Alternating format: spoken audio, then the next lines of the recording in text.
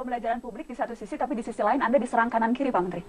Dan yang menyerang itu bukan main-main, pimpinan DPR juga menyerang. Saya ingin sebutkan misalnya Wakil Ketua DPR Fahri Hamzah menyebut Anda punya kepentingan lain dan menjadikan persoalan ini sebagai pengalihan isu.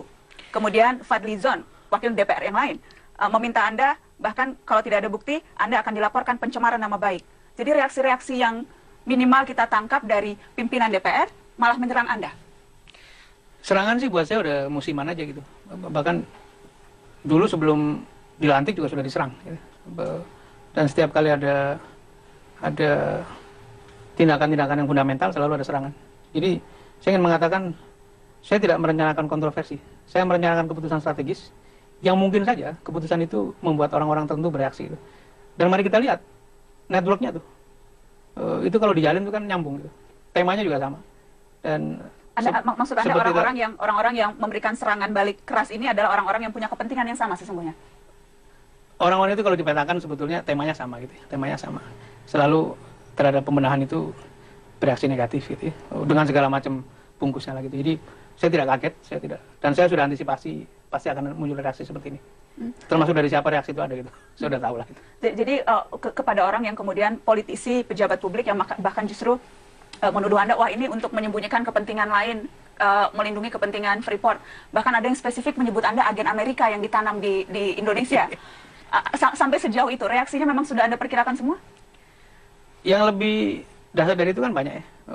Saya disebut bersama Setia Novanto jadi calonnya Freeport gitu misalnya. Itu sesuatu yang absurd saja gitu. Jadi ya kalau punya basis, punya fondasi, punya dasar, laporkan saja gitu. Bang Fadli, hari ini bahkan Anda spesifik meminta agar Menteri Sudirman Said diberhentikan. Ya, karena seperti kata Menko Riza Ramli, orang ini keblinger gitu. Ini Menko-nya sendiri mengatakan orang ini keblinger. Kan itu kan atasannya. Mengatakan orang ini keblinger, mau jalan sendiri. Anda setuju keblinger? Saya setuju, karena dia mau jalan sendiri. Dengan alasan dia membuat kontrak yang merugikan negara dan menguntungkan Freeport. Jelas dong. Ini kontrak ini ditulis di sini di Indonesia, maka persetujuan perpanjangan kontrak PT FI akan diberikan segera setelah hasil penetapan peraturan dan perundang-undangan. Jadi dia secara spesifik menulis surat. Dia ini sudah merugikan negara. Dia ini sudah melanggar undang-undang. Anda mau melaporkan? Tadi dikatakan ini kalau memang ada KPK bisa langsung memeriksa dia. Anda mau melapor ke KPK? Tidak, saya bukan mengatakan begitu. Dia ini sudah melanggar. Tapi dan Anda setuju sudah melanggar? Sudah melanggar. Kalau begitu kenapa Anda tidak lapor ke polisi atau KPK? Seharusnya tidak harus dilaporkan pun orang ini bisa ditangkap. Gitu, karena dia sudah melakukan pelanggaran terhadap undang-undang. Anda merasa Sudirman Said harus ditangkap? Loh, dia merugikan negara. Dia merugikan negara dengan memperpanjang izin ekspor konsentrat. Undang-undang nomor 4. Jelas kok di situ. Ya. Jadi justru yang harus ditangkap adalah Sudirman Said. Oh iya, dia melanggar. Oke. Karena dia sudah merugikan negara. Dia tidak memberikan itu hak kepada BUMN termasuk Antam untuk melakukan ekspor. Sementara juga perusahaan-perusahaan swasta nasional lain juga tidak diberikan, tapi hanya memberikan privilege dan keistimewaan kepada PT Freeport Indonesia. Baik, Bang Fadli, kalau tadi yang kita dengar sudah biasa mendapat serangan dan biasanya tema serangan itu karena ada pembenahan dibungkus dengan berbagai dalih. Jadi ini Anda menyerang karena akan ada pembenahan yang dilakukan? Coba periksa, dia bilang keputusan strategis. Keputusan strategis apa? Keputusan strategis itu baca itu Undang-Undang Dasar 45. Ya, pasal 33 ayat 3, bumi, air, dan kekayaan alam yang terkandung di dalamnya dikuasai oleh negara dan digunakan untuk sebesar-besar kemakmuran rakyat. Jadi ini bukan jelas, reaksi Anda atas pembenahan yang dilakukan? Ini adalah melakukan hal itu. Melakukan untuk sebesar-besar kemakmuran rakyat? Tidak. Dia melakukan sebesar-besar untuk kemakmuran asing. Oke, dan yang dilakukan Setia Novanto sebesar-besar kemakmuran siapa ya? Ya coba kita lihat. Dia mengatakan. Baik, yang dilakukan, saya ingin bertanya Bang Fadli. Saya jawab pertanyaan itu. Yang dilakukan Setia Novanto? Selama 41 tahun, itu saham kita Republik Indonesia hanya 9%. Ya, pertanyaannya yang dilakukan Setia Novanto meminta saham untuk Republik Indonesia lebih dari itu dan mayoritas. Meminta saham?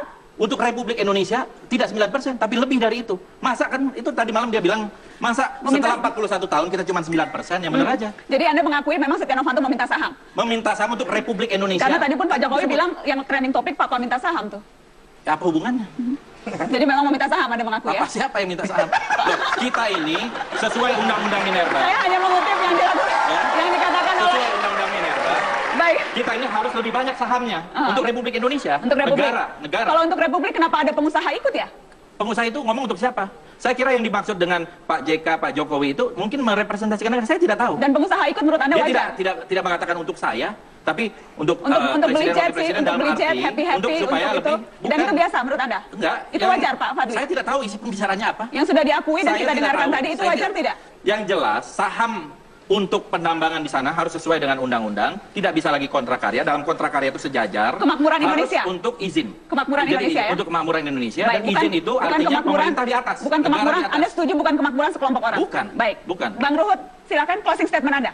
Closing statement saya, kalau semua pemirsa nonton TV, dari tadi aku nanya, ini Fadli John sama Sudirman Said adik kakak nggak? Rada mirip. Jasnya, dalamnya Mirip ya? putih, kacamatanya, cuma rambutnya aja. Kalau kau cepat tadi kayak adik kakak kalian. Oke.